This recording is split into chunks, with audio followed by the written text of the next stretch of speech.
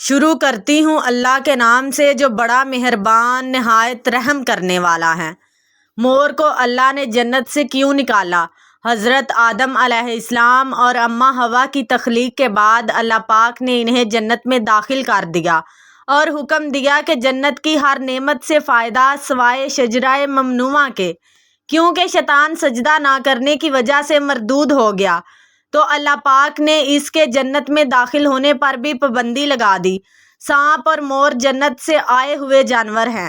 جنت میں گھومنے پھرنے اور کھانے پینے کو بہت کچھ تھا، لیکن جنت میں اکیلے اور تنہا ہونے کی وجہ سے حضرت آدم علیہ السلام اداس رہتے، تو اللہ تعالیٰ نے حضرت آدم علیہ السلام کی بائیں پسلی سے بی بی حوا کو پیدا کیا، اور یوں حضرت آدم علیہ السلام بی بی حوا کا ساتھ پا کر خوش ہو گئے اور وہ دونوں جنت میں خوشی سے رہنے لگے، جبکہ شیطان چاہتا تھا کہ وہ کسی نہ کسی طرح حضرت آدم علیہ السلام اور اماں حوا کے دل میں کوئی ایسا وسوسہ ڈالوں جس کی وجہ سے وہ جنت میں رہ کر کوئی ایسا کام کریں جس کی وجہ سے اللہ تعالیٰ ان دونوں سے ناراض ہو کر ان کو بھی جنت سے نکال دے۔ شیطان کو اس بات کے بارے علم ہوا کہ اللہ تعالیٰ نے حضرت آدم علیہ السلام کو ہر قسم کا پھل اور اناج کھانے کی اجازت دے رکھی ہے، لیکن خدا نے ان کو گندم کھانے سے سختی سے منع فرمایا ہے۔ شیطان 300 سال تک جنت کے دروازے پر بیٹھا رہا کہ کوئی بھی جنت سے باہر آئے تو شیطان اس سے بات کر کے جنت میں داخل ہو جائے۔ ایک دن مور جنت کے دروازے سے باہر آیا، شیطان کو دیکھ کر بہت ہی خوش ہوا اور اس کو کہنے لگا کہ تم تو بہت ہی خوبصورت ہو۔ شیطان نے اس پرندے سے پوچھا کہ تم کون ہو جو اتنی خوبصورتی رکھتے ہو؟ مور نے کہا کہ مجھے مور کے نام سے پکارا جاتا ہے۔ مور نے شیطان سے کہا کہ اب تم مجھے اپنے بارے میں بتاؤ کہ تم کون ہو؟ شیطان نے کہا کہ میں عالم کروبیہ کے فرشتوں کا سردار ہوں، میں ہر وقت اللہ تعالیٰ کی عبادت میں مصروف رہتا ہوں۔ شیطان نے کہا کہ میں چاہتا ہوں کہ میں جنت میں داخل ہو کر سب چیزیں اپنی آنکھوں سے دیکھ سکوں۔ شیطان نے مور سے کہا کہ کیا تم مجھے جنت میں داخل ہونے کے لیے میری مدد کر سکتے ہو؟ اگر تم مجھے جنت میں داخل کرنے میں میری مدد کرو گے تو میں تجھ کو 3 ایسی باتیں بتاؤں گا جس کی وجہ سے تم ہمیشہ کے لیے ہی جوان رہو گے، تم کبھی بھی بوڑھے نہیں ہوگے، تم کو کبھی بھی کوئی بیماری نہیں گھیرے گی، تم ہمیشہ کی زندگی جنت میں ہی گزارو گے۔ مور شیطان کی باتوں میں آ گیا تھا۔ مور نے کہا کہ میں تو اتنی طاقت نہیں رکھتا تجھ کو جنت میں لے جاؤں، میں ایسا کرتا ہوں کہ اپنے دوست سانپ کو کہتا ہوں کہ وہ تجھ کو جنت میں لے جائے۔ یہ بات کر کے مور جنت میں سانپ کے پاس آیا۔ مور نے سانپ کو سارا قصہ بتا دیا۔ سانپ بھی شیطان کی باتوں میں آ گیا۔ سانپ جنت کے دروازے کے باہر آیا اور سانپ شیطان کو اپنے منہ میں چھپا کر جنت میں لے گیا۔ اس طرح سے شیطان جنت میں داخل ہو گیا۔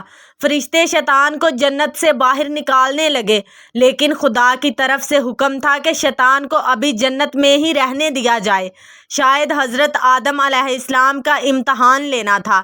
شیطان حضرت آدم علیہ السلام اور اماں حوا کے پاس جا کر ان سے پیار و محبت کی باتیں کرنے لگا۔ حضرت آدم علیہ السلام اور اماں حوا کو شیطان کے روپ کے بارے علم نہ ہو سکا کہ یہ شیطان ہے۔ شیطان نے دونوں کو کہا کہ میں چاہتا ہوں کہ تم دونوں ہی ہمیشہ جنت میں اسی طرح ہنسی خوشی زندگی گزارتے رہیں۔ حضرت آدم علیہ السلام شیطان کی باتیں بڑے غور سے سن رہے تھے۔ دونوں نے پوچھا کہ ہم کس طرح ہمیشہ کی زندگی جنت میں گزار سکتے ہیں؟ شیطان نے کہا کہ تم دونوں گندم کے اناج کو چکھ لو تو تم ہمیشہ ہی جنت میں خوش باش زندگی گزارنے میں کامیاب ہو جاؤ گے۔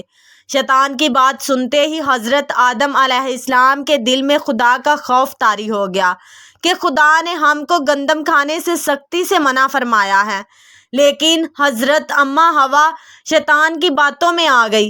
اماں حوا کے کہنے پر حضرت آدم علیہ السلام نے بھی گندم کے دانے کھا لیے۔ گندم کے دانے کھاتے ہی اللہ تعالیٰ نے حکم دیا کہ ان دونوں کو زمین پر الگ الگ مقام پر اتارا جائے، تو اللہ تعالیٰ کے حکم سے فرشتوں نے دونوں کو زمین پر اتار دیا۔